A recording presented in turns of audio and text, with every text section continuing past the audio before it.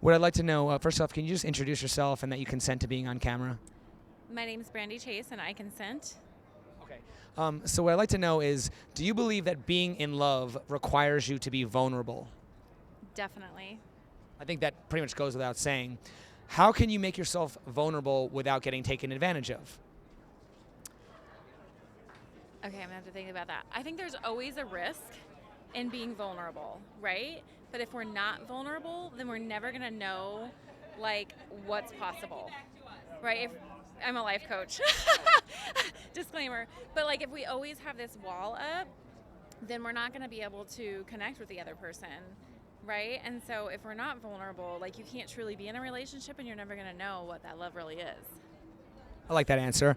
Do you think it is realistic that nobody should ever feel unsafe? Yes.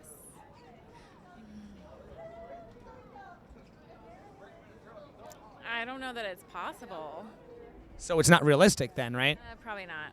Yeah. Okay. So do you think that it's It'd be ideal, but well, we should obviously all aim for that, but Yeah. I mean, I'm just saying, is it realistic? I mean, there's a lot of people I think nowadays who get very angry at the way things are because they expect to just feel safe all the time. And I'm saying, well, that's life. You got to take risks sometimes, right? yeah, I agree. Yeah.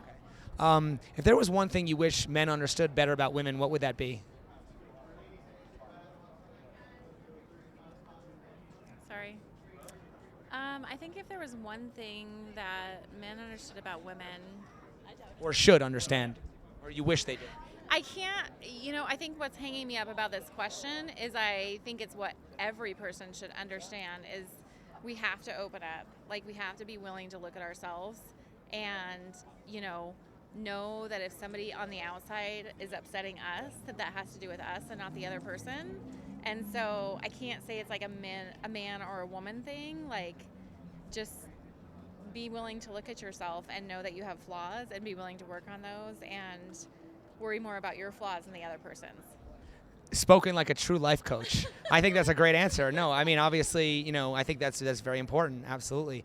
Let's see. What's another question I have? Let's see. Okay. You said you're married, right? 15 years. 15 years. We got married here in July. Oh, sorry. 2004. Say that one more time. I'm sorry. We got married here in July in 2004, so 15 years we've been married. Just out of curiosity, I mean, like, let's say you were single, right? If you happen to be looking for a quality man, where would you expect to find one? I don't think we could be judgmental. I met my husband at a bar after I told my dad I wasn't going to find a guy in a bar. So, I mean, I think you just have to be open and know that whatever relationships you've had to skew your mind to think that there's not somebody out there for you, to trust and know that there is somebody out there for you, and to know what qualities you're really looking for, and to be able to trust that that's out there, and who knows where you're going to find it. One thing I think is very interesting that a lot of people will tell me is just the importance of communication in relationships. And it's like we can all agree on that, but the problem is nobody communicates. Most people prefer texting instead of talking and not engaging with their environment, socializing in places where it's too loud to have a conversation. So I agree. I think there's just a lack of self-awareness in people. And so I'm just wondering, is there anything that we can do to try to maybe just help make people a little more self-aware without maybe them feeling like they're being attacked or being judged or something like that? That was a lot. Well, just, I mean, do you think people are open to constructive criticism or? Not really. I don't think they are. I think we're all looking. I think a lot of the society is looking to be offended. What can I be pissed off about today? Who can offend me? And what's going on out there that I can be angry about? Instead of looking at what I have and what I can be grateful for and what I can do to make a difference in the world. What do you think is causing that?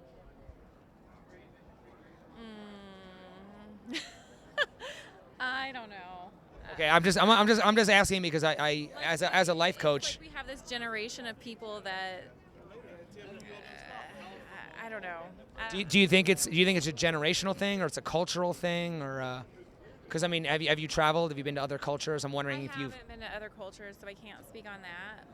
but I do think there's a difference from like, so I have an 18-year-old son, and like what I believe, like working hard and, you know, working hard and working hard to get to where you want to be. And he's like, no, like you shouldn't have to work so hard. Like, why do you think that? And I'm like, what?